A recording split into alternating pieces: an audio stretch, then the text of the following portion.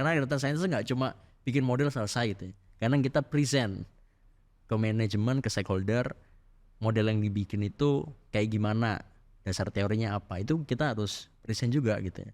Kalau kita nggak tahu dasar-dasarnya, kadang itu jadi bumerang juga buat kita gitu ya. Kadang kita juga harus ngerti fundamental ilmu itu, filosofinya seperti apa.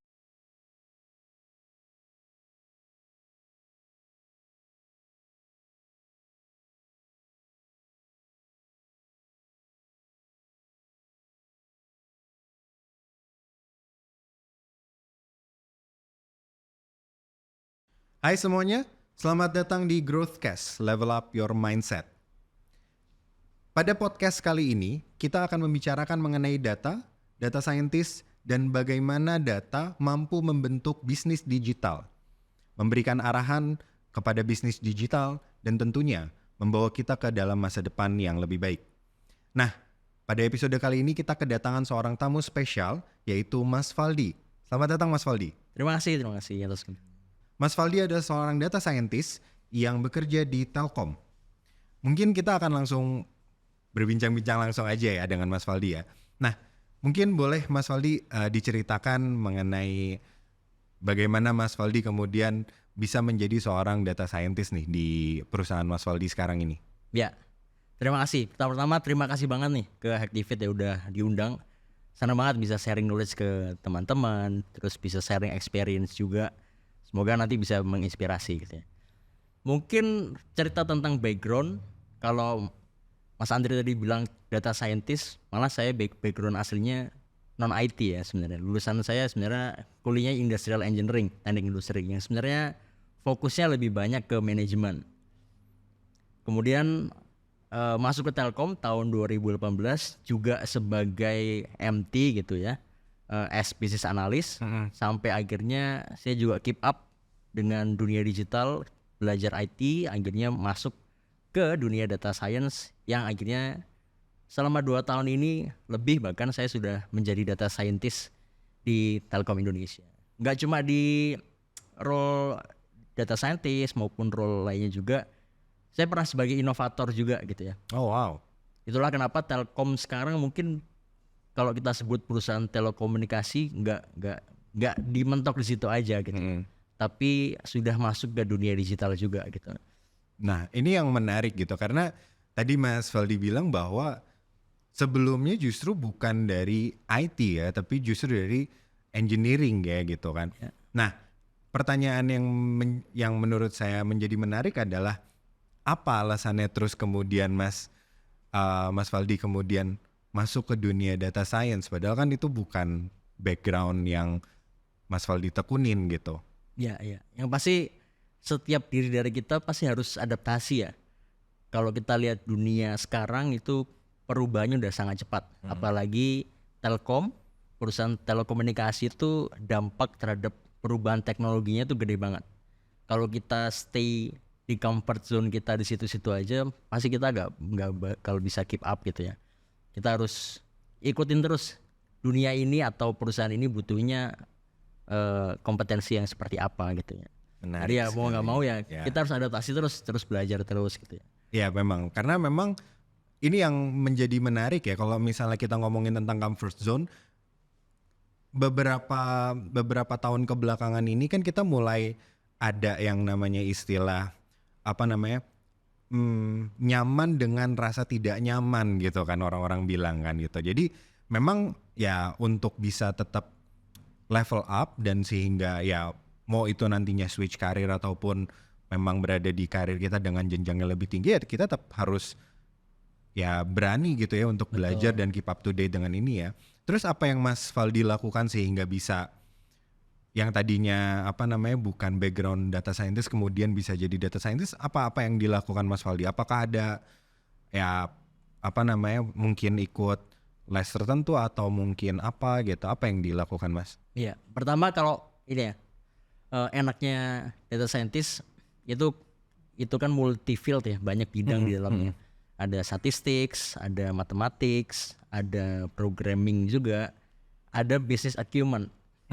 Okay. Nah, ilmu bisnis ini yang bisa terus kita bawa. Misalnya saya sebagai industrial engineer, saya punya ilmu tentang bisnis, financial, manufaktur gitu-gitu bisa dibawa terus. Hanya kita tinggal belajar mengasah ilmu programming dan statistiknya aja. Gitu. Caranya banyak. Jadi ya saya juga ikut pelatihan otodidak coba-coba Python gitu ya. Sampai akhirnya ikut bootcamp juga pernah saya ikutin gitu. Oh, menarik sekali. Tapi di Telkom juga didukung ya, untungnya didukung sama perusahaan. Telkom juga nyediain pelatihan-pelatihan yang spesifik untuk di bidang digital. Pelatihan-pelatihan product management, designer, developer, data science itu juga bisa diakses oleh setiap karyawan gitu. Oke, jadi memang karena ada minat juga dari dalam diri sendiri dan tentunya didukung sama perusahaan juga ya. Menarik sekali. Nah, aku mungkin mau tarik mundur ke belakang dan mau bicarain tentang role Mas Faldi sendiri sebagai data scientist di Telkom nih. Keseharian Mas Faldi kalau misalnya jadi seorang data scientist tuh apa sih yang sebenarnya dilakukan atau role itu tuh punya tanggung jawab sebagai apa sih? Oke, kalau as data scientist sebenarnya banyak ya. Kalau role-nya di Telkom sendiri spesifik data science kita baginya ada 4. Data analis, data scientist, kemudian data engineer, dan AI. Jadi keempat itu kadang kita sebagai data scientist juga bisa jadi mengerjakan keempatnya sebagai full stack gitu ya. Tapi memang majority banyak kita yang pasti ya bikin model-model data analytics itu yang pasti. Karena dengan kita buat model analytics itu kita bisa membantu perusahaan nih buat membantu mereka buat pengambilan keputusan gitu ya, yang berbasiskan oleh data dan analyticsnya. Itu sih. Secara general berarti tadi ya data analytics-nya gitu ya. Kalau lebih spesifik tentang data analytics, kan kalau kita yang orang-orang awam ya di dalam dunia data gitu ya, kita cuma tahu data analytics itu sekedar kayak trennya sekarang lagi naik nih misalnya dalam 3 bulan terakhir, ternyata produk A itu lebih tinggi minatnya dibandingkan produk B, sementara produk B mungkin di bulan-bulan yang lainnya. Atau apa yang biasanya dianalisa sama data tuh biasanya apa? Karena kan orang-orang banyak ya kayak ada konsep-konsep istilah kayak tren, big data, terus kemudian konsep-konsep yang lainnya gitu, istilah-istilah lainnya. Kalau dari Mas Faldi biasanya apa yang diceritakan di dalam analisanya tuh kayak gimana Mas? Jadi sebenarnya ini juga tergantung pain problem yang dihadapi gitu. Jadi mungkin nggak semuanya kita harus pikirin AI gitu, nggak semuanya kita harus pikirin model prediktif. Bisa jadi dengan tadi kita bikinin BI tools atau dashboard, BI aja itu udah cukup ya. Jadi banyak sih. Jadi kalau kita ngomong teorinya tahapannya ada beberapa tahapan. Tadi kalau Mas Andri bilang data visualisasi berarti kan tren, berarti itu adalah descriptive analytics-nya. Kemudian sampai yang majority sih kita umumnya membuatnya prediktif ya. Jadi kenapa? Karena di Telkom datanya udah sangat besar. Kalau teman-teman tahu Indihome dan Telkomsel itu kalau digabung mungkin 150 juta lebih. Itu baru pelanggannya ya, belum data-datanya. Kalau kita analisa data-data di dalamnya itu bisa banyak banget insight-nya. Dari tadi prediktif, majority sih kita ngerjainnya predictive modeling ya. Jadi misal kalau di Indihome kita bisa bikin tuh model-model churn prediction misalnya. Kita bisa mempredik pelanggan-pelanggan mana yang akan menunggak gitu misalnya. Sampai ke kita bikin juga ke model preskriptifnya. Preskriptifnya tuh setelah kita tahu pelanggan mana aja yang akan churn gitu misalnya mau nunggak gitu ya. Harus diapain nih? Jadi kita cari simptomnya apa, kenapa kira-kira dia mau cabut, sampai gimana cara mengatasinya, strategi CX-nya bagaimana, sampai ke situ sih. Berarti model data yang menjadi pertanyaan spesifik buatku adalah data yang diambil sama sama perusahaan berarti data seperti apa? Apakah mungkin kalau tadi ngomongin tentang penunggakan berarti kan apakah mereka bayarnya makin hari makin telat gitu atau kayak gimana model-model data yang biasanya diambil tuh yang kayak gimana sih Mas? Banyak sih ya, karena parameternya bisa banyak banget. misal dari networknya pelanggan gangguan atau enggak sih gitu, atau kualitas jaringan di mereka seperti apa, redaman atau latensinya gimana. Latency ya. Jadi bisa banyak banget, atau mungkin kita lihat tren habit bayarnya pelanggan seperti apa. Oke. Jadi ada banyak parameter sih yang bisa kita dapat. Itu baru case satu produk aja ya, belum produk-produk yang lain gitu. Oke, menarik sekali ya. Berarti role data scientist ini juga sangat signifikan ininya ya, apa namanya, perannya untuk bisa kemudian apakah kita untuk bisa membantu pelanggan untuk tetap menjadi pelanggan, untuk tetap bisa puas gitu dengan kualitas pelayanan kita berarti ya. Betul. Jadi itu salah satu case aja ya. Jadi case-nya mungkin tadi terkait churn. Bayangin aja kalau misal dengan model analytics kita bisa save nih atau save loss customer lah. Anggapannya 50.000 customer per bulan aja. Itu mungkin bisa kita save belasan miliar tiap bulan gitu ya. Bisa impact-nya gede banget. Itu baru di case itu aja. Belum kalau kita bikin misalnya untuk customer segmentation misalnya. Kita buat tools marketing untuk upselling, cross-selling. Itu impact-nya bisa gede banget. Oke, kalau dari Mas Faldi sendiri, sepengalamannya Mas Faldi nih, apa case yang paling berkesan buat Mas Faldi atau mungkin yang menurut Mas Faldi bisa, wah impactnya karena yang Mas Faldi lakukan tuh besar banget gitu di perusahaan, itu ada nggak yang mungkin bisa diceritain kalau dari pengalaman Mas Faldi sendiri? Jadi tadi saya belum cerita ya, mungkin saya cerita dikit dulu. Oh boleh silakan. Use case yang mungkin sedang saya kerjakan atau pernah. Jadi pertama tadi yang churn prediction itu juga saya pernah bikin modelnya juga. Itu sangat challenging banget. Oke. Karena kalau kita lihat churn rate gitu ya, rate-nya dari populasi pelanggan itu kecil banget. Jadi bisa jadi orang yang nggak bayar tuh cuma 1-2% doang gitu. Oke. Jadi kalau kita bikin, ibaratnya kalau kita bikin model, semuanya kita anggap pelanggan itu tidak churn misalnya, akurasinya udah 98% kan. Iya. Itu jadi sangat challenging-nya di situ. Kadang imbalance data itu jadi sangat challenging. Ditambah data-data yang ada itu bisa jadi belum bersih gitu ya. Data yang masuk itu mungkin gak semuanya bersih. Jadi kita harus bersihin datanya dulu. Modelnya itu lebih banyak di pre-prosesnya dulu sih gitu. Terus yang kedua juga sekarang saya banyak handle people analytics ya. People analytics itu goalsnya untuk ningkatin produktivitas karyawan. Jadi banyak sih di situ, mulai dari workload analysis dan sebagainya juga banyak sih. Oke, jadi memang kalau misalnya kita bisa bilang dengan data analisis, dengan data analytics ini gitu ya, berarti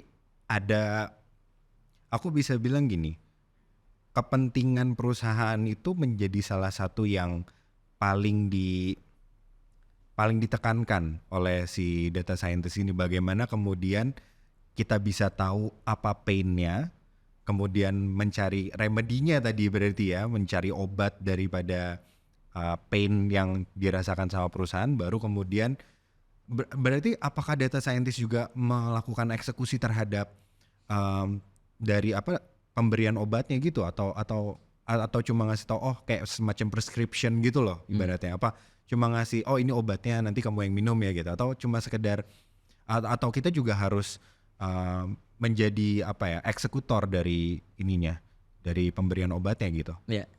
Jadi kalau kita sebagai data scientist gitu ya, kita nggak berhenti di model jadi silakan pakai atau enggak gitu aja gitu ya. Kita turut juga ngelihat bisnis prosesnya seperti apa, karena itu akan ngaruh juga ke hasil modelnya juga, atau nanti evaluasi modelnya juga bisa kita kembangkan gitu ya.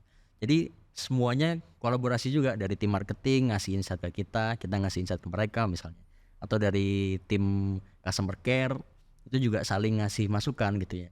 Jadi yang penting tadi kita sama-sama tahu pain problemnya apa, jadi juga kita sama-sama untuk ngatasin pain problem tadi, gimana cara ningkatin performance telkomnya, kemudian gimana ningkatin CX-nya kayak gitu. Oke. Nah, ini aku mau bertanya untuk satu hal yang mungkin teman-teman kayaknya juga belum banyak yang tahu ya, tapi mengenai pengumpulan data nih gitu. Kalau misalnya di Telkom sendiri itu, kalau pengumpulan data biasanya apakah memang ya kalau kita yang awam taunya kan mungkin cuma lewat kuesioner, borang gitu ya. Kalau dari Telkom sendiri sebenarnya pengumpulan data itu lewat mana gitu? Apa yang dilakukan sama Telkom untuk bisa mengumpulkan data-data itu? Oke.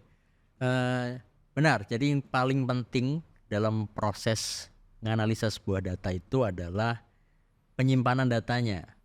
Gimana cara ETL-nya itu bisa berjalan dengan baik ya. Itu kita pastinya harus punya data warehouse sendiri. Data warehouse itu menjadi hal yang penting ya, karena kita harus cari sistem database yang secure gitu ya. Kalau kita sering dengar ini ada akhir-akhir ini ada kebocoran data dan sebagainya. Itu harus kita kunci dulu di awal kalau data warehouse kita tuh harus sangat secure. Itulah kenapa Telkom juga kerjasama juga dengan beberapa perusahaan gitu ya. Ada Microsoft, Google Cloud gitu. Kita juga pakai itu sih. Jadi pengumpulan data collectingnya semuanya harusnya sudah otomatis gitu ya. Mungkin ada yang semi otomatis yang ketika kita bertemu dengan pelanggan enterprise atau government gitu ya. Masih ada mungkin yang semi otomatis gitu. Tapi majority sih semuanya udah teralirkan dengan otomatis ini, real time. Jadi kalau Mas cek data sales sekarang berapa, di detik ini udah bisa kelihatan. Ya soalnya kan kalau misalnya yang teman-teman ya para pengguna ya, terutama teman-teman yang nggak ngerti mengenai data science gitu kan, data apa sih sebenarnya diambil gitu kan? Saya biasanya yang ditanyain ke kita cuma bagaimana kepuasan Anda terhadap fitur A atau fitur B. Biasanya kan yang ditanyain ke kita cuma itu doang gitu. Tapi kan kita nggak pernah tahu sebenarnya data yang diambil tuh seperti apa. Tapi kalau misalnya aku bisa contohkan, bener nggak sih kalau data scientist kayak, berapa kali user itu mencet button A atau button B, itu apakah yang kayak gitu-gitu juga diambil juga gitu ya? Itu juga ada gitu ya. Termasuk juga public dataset gitu ya. Jadi datanya nggak dari kita, tapi dari environment di luar. Misal data sosial media. Kita bisa kan scraping data sosial media, ngecek tuh sentimen analisis terhadap produk kita gimana. Atau juga misal kita mau ngelihat review di Google misalnya. Review di App Store itu bintangnya misalnya tinggi. Tapi ternyata sentimennya banyak kan negatifnya gitu. Jadi kadang data yang kita dapat bisa jadi kita combine lah, kita integrasikan dengan data-data yang ada di luar. Tadi Mas Fadli sempat bilang kalau di Telkom itu ada 4 divisi ya untuk data ya, ada data analisis, ada 4 role. Data science tadi, terus ada AI dan ada AI juga gitu kan. Kalau dari Mas Fadli sendiri, apakah role itu kemudian bisa overlapping into each other atau memang role itu spesifik deh ini aja? Dan kalau memang spesifik gitu ya, apa yang memberikan pembeda gitu? Apa yang pembeda yang signifikan bisa kita bilang, ini emang orangnya AI nih, ini yang data scientist nih gitu? Ya, mostly overlap ya. Mostly overlap justru ya? Ya, walaupun ada fokusnya masing-masing. Misal data analis itu mereka fokus di eksplorasi datanya. Biasanya output mereka adalah pembuatan BI tools-nya. Jadi sampai kelihatan tuh trend salesnya berapa. Kemudian kebanyakan inilah diagnostik atau deskriptif gitu ya. Jadi ngelihat sales turun, kenapa turun kayak gitu. Kalau data scientist mostly lebih banyak predictive modelingnya. Jadi setelah kita dapat datanya, kita analisa, kita buatin model prediktifnya, model klasifikasi, clustering dan sebagainya. Kalau AI spesifik ya, AI case-nya case AI gitu ya. Memang bisa jadi data scientist kita dapat study case-nya adalah penyelesaian dengan AI, bisa jadi. Karena kadang toolsnya juga sama gitu. Toolsnya juga bisa pakai Python atau tools yang lain juga bisa sama gitu. Yang membedakan adalah case-nya. Jadi AI lebih banyak belajar penggunaan tools kayak TensorFlow, kemudian Azure OpenAI dan kalau data engineer mereka ya ini yang paling beda gitu ya. Mereka di depan dan di belakangnya. Nyiapin data, collecting datanya, masukin ke database. Nah, pas sudah di database, data ini diolah sama data scientist, AI atau data analis. Setelah mereka bikin model, role data engineer juga yang gimana caranya bisa mengkomunikasikan modelnya dengan data yang ada di database secara real time. Mungkin mereka koordinasi juga dengan tim back end misalnya. Itu juga sebagai role data engineer juga sih. Jadi banyak sih, banyak banget ya. Mungkin kita, mungkin kalau saya data scientist tergantung case-nya juga. Pas kita nemuin pain problemnya butuhnya AI, ya kita juga harus belajar AI juga. Pun kita mungkin nggak tahu atau nggak pernah sebelumnya ya. Tapi kalau di Telkom ada ini sih kayak ada mentoringnya juga. Ada mentoringnya ya. Ada kayak community-nya lah, kita bisa saling belajar. Ini menarik banget sebenarnya di dunia data itu ya. Dan ini aku mau menanyakan satu hal yang orang-orang mungkin takutkan ya. Kalau misalnya di data science itu, apakah memang matematikanya harus jago banget, Mas? Apa sebenarnya kayak kita cuma tahu basic aljabar doang itu juga bisa? Apa gimana kalau menurut Mas Faldi? Ya, ini bagus banget pertanyaannya. Susah. Jadi ini, kalau saya bukan lulusan non IT gitu ya, saya bisa jawab nih. Yang penting kita itu punya basic ilmu kita. Misal saya dokter nih, kalau dokter itu belajar data science, hasil atau model yang bisa diberikan itu pasti jauh lebih akurat. Karena dokter itu bisa ngasih insight dari dirinya kan, dia tahu mana yang salah dan mana yang benar. Ada teori-teori yang kita nggak cuma belajar di matematik, statistik dan programmingnya, tapi ada ilmu bisnisnya atau ilmu kompetensi kita sesuai field kita ya gitu. Nah itu juga sebenarnya tergantung tergantung case-nya seperti apa, kemudian tergantung tools yang digunakan juga. Sekarang udah banyak banget kalau teman-teman belajar programming, kalau data science umumnya pakai Python atau R. Sekarang itu udah banyak tools yang no code gitu ya. Kita nggak perlu coding, tinggal pakai aplikasi, misalnya di Microsoft Azure misalnya. Itu kita tinggal mungkin drag and drop aja kalau kita bisa menggunakan toolsnya tanpa bisa programming misalnya. Itu kita bisa asal kita ngerti problem ini diselesaikan dengan solusi yang seperti apa gitu ya. Modelnya butuhnya apa nih? Apakah model AI, deep learning, atau model clustering aja gitu sih. Jadi kadang kita nggak perlu spesifik banget ya, tapi memang kita harus tahu teorinya. Kenapa? Karena ketika kita ngomong ke manajemen nih, ngomong ke stakeholder, karena data science nggak cuma bikin model selesai gitu ya. Kadang kita present ke manajemen, ke stakeholder, model yang dibikin itu kayak gimana, dasar teorinya apa, itu kita harus present juga gitu ya. Kalau kita nggak tahu dasar-dasarnya, kadang itu jadi bumerang juga buat kita gitu ya. Kadang kita juga harus ngerti fundamental ilmu itu, filosofinya seperti apa. Nah ini menarik nih, berarti kalau tadi mengenai matematika sebenarnya justru teori-teorinya itu datang dari matematika tadi gitu kan, bisa dari pengalaman kita sendiri, bisa dari teori matematikanya, kenapa kemudian kita menggunakan model A ketimbang model B gitu ya, dan itu ya datang dari matematika. Jadi penting banget gitu juga ya untuk ngerti tentang matematikanya gitu. Cuma kadang kita nggak perlu masuk banget gitu ya sampai tahu rumusnya, bisa jadi nggak bisa butuh. Jadi nggak butuh. Tapi kita paham dasaran teorinya seperti apa. Nah tadi Mas Faldi ngomongin tentang fundamental nih gitu, dan kita selalu tahu bahwa kalau ngomongin tentang data science nggak jauh-jauh dengan Python gitu ya.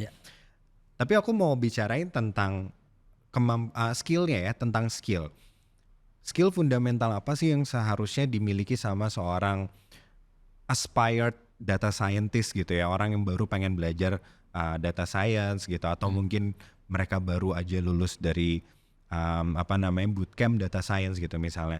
Fundamental apa yang memang wajib dimiliki sama seorang data scientist gitu untuk bisa berkiprah di profesi data scientist? Ya. Kalau tadi ya, selain ilmu bisnisnya masing-masing gitu yang kita juga harus punya. Yang pertama ini saya ngutip Mark Zuckerberg. Dia bilang hal pertama yang kita harus pelajarin itu adalah programming. Jadi kalau kita nggak ngerti programming, kayaknya kita bakal ketinggalan deh. Karena semuanya kayaknya sekarang kita harus bikin app, harus tahu programnya, bikin solusi apapun berbasis digital gitu ya, harus ngerti programming. Entah kamu data scientist, developer, even UI UX pun harus ngerti kan gitu. Jadi ilmu yang pertama pasti belajar programmingnya. Walaupun tadi saya bilang udah banyak toolsnya, ilmu programming itu tetap penting. Entah itu di Python, minimal kita bisa SQL gitu ya, bisa mengolah data di database. Ya. Itu yang pertama. Yang kedua pastinya ya ilmu-ilmu data science gitu ya. Maksudnya kita harus ngerti ketika ada suatu problem itu harus diselesaikan dengan solusi yang seperti apa. Misalnya problemnya kalau di Telkom misalnya ada pelanggan kita yang nggak tahu cara mencari produk di Telkom apa aja gitu misalnya. Itu kita harus ngerti kebutuhan mereka apa. Oh misalnya kita buatin chatbot misalnya. Kita kasih asisten ke mereka. Kalau mereka butuh apa-apa mereka tinggal tanya ke chatbot nih. Minimal kalau tanya ke orangnya langsung prosesnya bisa lama gitu ya. Kadang kita harus ngerti itu juga gitu ya. Cara apa ya kita nyebutnya ya? Mungkin business understanding gitu. Itu juga jadi penting. Pemahaman tentang bisnisnya gitu ya dan bisnis prosesnya gitu ya. Betul. Oke. Nah, ngomongin tadi belajar mengenai mesti ngerti tentang programming gitu kan. Nah, kalau misalnya mengenai programmingnya itu sendiri sebenarnya kan kalau kayak di Python itu kan ada macam-macam, maksudnya tools untuk di data science itu kan macam-macam ya gitu kan. Kita punya apa namanya ya kalau di Python mungkin ada Django dan segala macamnya gitu yang dan sekarang kayaknya ada juga yang kalau yang no code tuh berarti sifatnya mungkin udah kayak di Google Workbook kalau nggak salah ya namanya. I forgot, aku lupa deh itunya apa. Tapi yang mau aku tanyakan adalah ini kan banyak nih toolsnya ini kan banyak banget nih. Apa yang menurut Mas Faldi tuh buat anak-anak yang baru, buat teman-teman yang baru belajar, belajar ini dulu pertama kali nih. Mungkin kayak kalau ngoding, kalau programming mungkin belajar tentang ya kamu harus belajar bikin variabel dulu deh yang benar. Kamu harus belajar kondisional, looping dulu yang benar atau apa kalau misalnya di Mas Faldi, menurut Mas Faldi gimana? Apa yang harus? Itu juga bisa jadi basic programming ya. Belajar nulis for kayak gitu. Nulis function itu pasti gitu ya. Tapi kalau saran saya sih coba cari study case aja gitu. Oh gitu. Kalau kita udah nemu satu study case misalnya, kita coba selesaikan dengan Python gitu misalnya. Lama-lama kita akan belajar. Oh pas study case ini kita nggak bisa langsung modeling, kita harus analisa dulu datanya, harus preproses misalnya. Ada data-data yang outlier misalnya, atau yang perlu diuji korelasi dan sebagainya. Dan itu harusnya kalau kita udah selesai satu study case gitu ya, satu topik, kita bisa coba yang lain lagi gitu. Semakin banyak study case yang pernah kita selesaikan, itu kita sebagai data scientist pas nemuin real case di pelanggan atau di lapangan gitu ya, itu jadi lebih mudah. Jadi pas kita misal ketemu klien lagi ngomong permasalahan dia, jadi kita udah ngerti, oh ini saya pernah punya study case ini diselesaikannya dengan cara ini gitu ya. Dan study case itu udah banyak sih. Kalau tadi saya sebut ada public dataset, study case yang public itu juga banyak gitu ya. Banyak juga tools atau web yang menyediakan itu gitu ya. Jadi datanya tersedia, tinggal kita menganalisa gitu ya. Itu banyak banget. Nah, ini sebenarnya hal-hal yang juga aku rasakan sih ya sebagai seorang awam di data dan kemudian pengen mencoba untuk masuk ke dalam dunia data gitu kan. Ada rasa takut gitu Mas yang aku alami terutama dan mungkin dialami juga sama teman-teman di luar sana ya. Pada saat kita mau masuk ke profesi data scientist, data engineer atau mungkin data analysis gitu kan. Kita nggak ngerti nih sebenarnya kalau di kantor tuh sebenarnya ya pekerjaan data scientist tuh apa memang benar-benar kayak ngitung-ngitung matematika kah atau apa ada ketakutan itu dan membuat kita jadi kayak ragu gitu untuk bisa masuk ke dalam role atau profesi ini gitu. Kalau dari Mas Faldi sendiri sebenarnya sebegitu menakutkan nggak sih kalau misalnya masuk ke tim data scientist gitu? Enggak sih malah kebalik ya. Jadi tim data science itu ibaratnya konsultan gitu ya, konsultannya perusahaan gitu. Dia harus mengerti, harus tahu problemnya apa, harus ngerti metode solution yang dipakai apa, sampai cara bikin solusinya gimana, bikin modelnya gimana gitu. Jadi ibarat perusahaannya nih, perusahaan kalau mereka biasanya sewa konsultan, mereka cukup hire data scientist aja gitu. Oke. Mereka udah data scientistnya bisa ngerti, bisa bantu perusahaan ya, bisa bantu stakeholder dari problem itu gimana caranya bisa kita bikinin toolsnya sampai mensolusikan problem tadi gitu ya. Jadi bukan teknis banget ya gitu. Oke. Bahkan nggak teknis banget. Bahkan ada juga data scientist yang mungkin nggak nge-code gitu ya, nggak nge-code, tapi dia fokus untuk cara komunikasi ke stakeholdernya gimana. Gitu. Oke, jadi memang sebenarnya nggak sebegitu menakutkan ya, nggak seperti yang orang-orang bayangin ya sebenarnya ya. Nah, ini yang menarik sebenarnya. Yang aku tahu adalah pekerjaan data scientist itu biasanya mendapatkan feedback atau hasil dari pekerjaan mereka tuh lebih lama dibandingkan yang lain. Bedanya gini, kalau di developer itu kan pada saat kita membuat sebuah aplikasi, kita dapat tugas nih aplikasi. Yang mereka akan lakukan kan sebenarnya bikin aplikasinya. Kalau misalnya mereka gagal, mereka bisa langsung lihat kan. Yeah. Nah, perbedaannya dengan data scientist yang aku tahu adalah, ini kita bikin model data, kita kasih analisanya, kita present ke stakeholder. Dan pada saat kemudian stakeholder mengambil, aku bisa bilang saran, suggestion yang kita berikan, kita kan nggak tahu hasilnya sampai kemudian ya maybe 1 atau 2 bulan 3 bulan mendatang gitu saat actionnya itu dijalankan gitu kan. Kalau dari Mas Faldi sendiri nih, tantangan seperti itu apakah memang menjadi satu tantangan yang besar banget gitu, atau ada remedinya untuk kasus seperti tadi gitu? Iya, bener sih, itu make sense ya gitu. Jadi kalau data scientist itu gimana ya jawabnya, ini agak susah nih. Lumayan ya. Benar, jadi kadang nggak seberapa kelihatan ya, karena tim data scientist tuh bikin ibaratnya otaknya lah.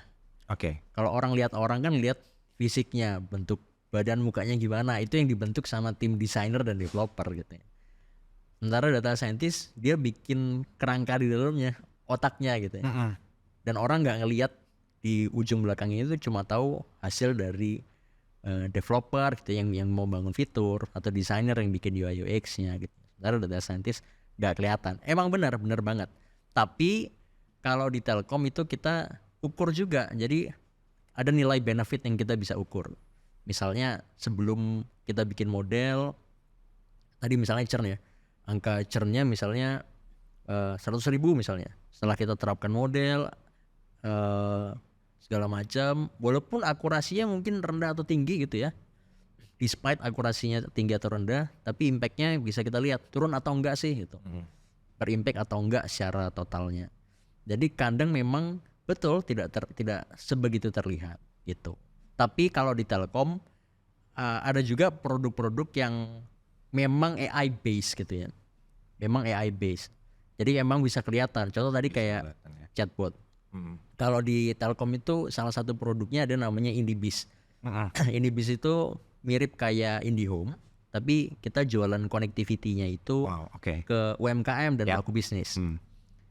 Nah, Telkom itu bikin aplikasinya lah, My IndiBiz gitu ya. Di dalamnya UMKM tersebut bisa menambah produknya mereka. Misalnya mereka butuh pembayaran QR misalnya, Telkom juga sediakan, atau point of sales kasir misalnya, itu juga ada. Atau mungkin dia pengen WhatsApp Blast pakai omni channel, itu juga ada. Nah, gimana caranya pelanggan bisa mengakses produk yang dia butuhkan? Itu kita buatin chatbot yang berbasis generative AI gitu ya. Jadi misalnya dia butuh, bingung nih, pelanggan nggak bisa membayar pakai QR, gimana caranya? Di situ tim data scientist bisa bikin model buat men-suggest tuh, kamu pakai produk ini aja, caranya ini loh. Kalau di Telkom ada produk ini, kayak gitu sih. Jadi bisa jadi model yang dibangun data scientist tadi itu bisa kita buat kelihatan juga ya. Jadi nggak selalu lama ya. Umumnya sih kayak chatbot atau mungkin image recognition. Kalau kita naik kereta kan sekarang udah face recognition. The face Itu udah kelihatan banget ya. Pasti orang data scientist yang bikin modelnya. Ya menarik banget makanya kalau ngomongin tentang data scientist ya. So I guess kita bisa sadari bahwa role data science itu sangat penting untuk membangun sebuah bisnis, apalagi kalau misalnya kita ngomongin tentang ya ini bisnis mau ke arah mana nih gitu ujung-ujungnya, karena kan ya tujuannya di akhir dari semua itu ya data science, developer ataupun ya role digital lainnya adalah untuk membantu bisnis mencapai goalsnya kan gitu. So jadi buat teman-teman di luar sana yang masih bingung apakah teman-teman mau menjadi seorang data science ya, jadi seperti yang tadi Mas Valdi bilang, nggak semenakutkan itu gitu untuk menjadi seorang data scientist, dan ya memang ada fundamental yang harus dipelajari, baik itu mengenai programmingnya, matematikanya gitu. Apalagi pada saat kalian bekerja di dunia profesional ya harus memiliki fundamental yang setidaknya dapat membantu ya bisnis prosesnya gitu nantinya ya Mas Valdi ya. Oke Mas Valdi, menarik banget perbincangan kita hari ini ya. So mungkin satu pertanyaan terakhir dari aku ya.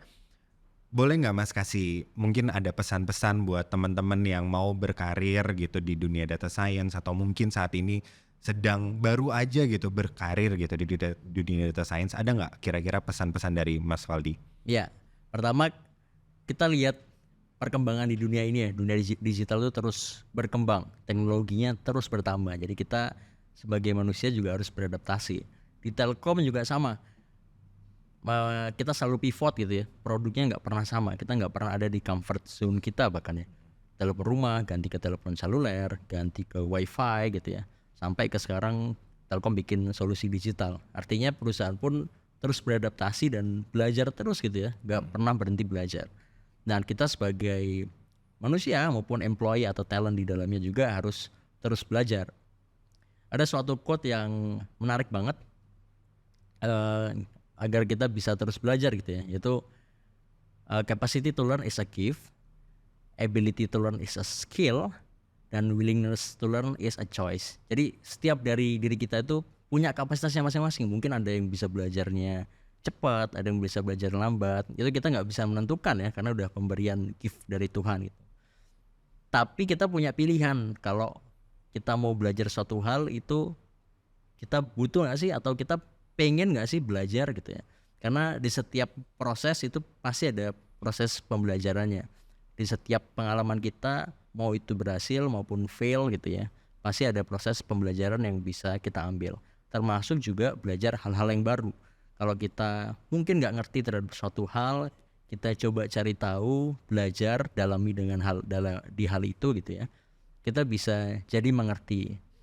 Jadi kalau berkaca ke diri saya juga gitu ya, yang sebenarnya dari awal saya nggak ngerti data science itu apa, nggak tahu ya. Tapi kita kayaknya nggak bisa deh kalau stay still di comfort zone kita gitu ya. Jadi harus tetap belajar terus, ikuti perkembangan yang ada. Teman-teman bebas mau jadi apa. Kalau teman-teman mau jadi data scientist, boleh banget, karena itu impact-nya besar banget buat perusahaan. Mungkin bukan perusahaan aja ya, tapi juga bisa berimpact besar untuk pertumbuhan dan perkembangan Indonesia nantinya. Luar biasa sekali teman-teman untuk pesan-pesannya. Thank you so much Mas Valdi udah berbagi sama kita, sharing pengalaman dan juga ilmunya sama teman-teman di Growthcast nih gitu. Jadi teman-teman semuanya, itulah perbincangan kita hari ini di Growthcast bersama dengan Mas Valdi, seorang data scientist di Telkom. Dan buat teman-teman yang saat ini masih ragu-ragu, jadi ya kalian saat ini bisa meyakinkan diri kalian ya bahwa data scientist itu adalah satu role yang luar biasa sekali, baik itu impact-nya kepada perusahaan ataupun kepada Indonesia. Dan tentunya pekerjaannya tidak semenakutkan yang teman-teman pikir kok. So terima kasih banyak Mas Valdi sekali lagi udah sharing pengalamannya. Buat teman-teman semuanya, jangan lupa tulis di kolom komentar ya, tulis kira-kira topik apa sih yang kalian ingin kita bahas di episode selanjutnya. So thank you so much for watching. Sampai jumpa di episode selanjutnya bersama dengan kami di Growthcast, Level Up Your Mindset.